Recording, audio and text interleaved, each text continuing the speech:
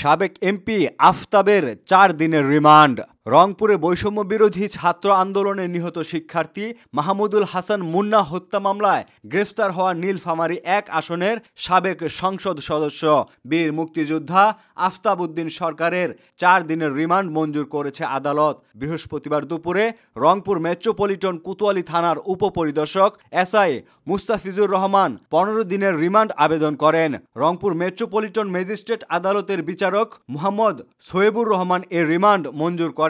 এ সময় আগামী ১৮ মার্চ মামলার তদন্ত প্রতিবেদন দাখিলের দিন ধার্য করে আদালত। আসামি পক্ষের আইনজীবী অ্যাডভোকেট ইফতা আক্তার বলেন, সাবেক এমপি আফতাব উদ্দিন একজন বয়স্ক মানুষ। তার বয়স বিবেচনা করে আদালতে তার জামিন ও রিমান্ড বাতিল চেয়েছিলেন।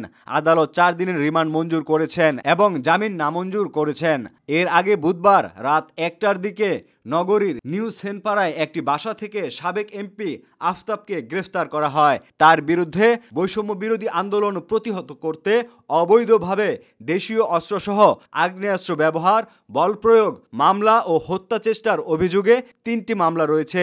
তিনি নীলফামারী ১ আসনের সাবেক ৩ বারের এমপি ও ডেমরা উপজেলা আওয়ামী লীগের সভাপতি।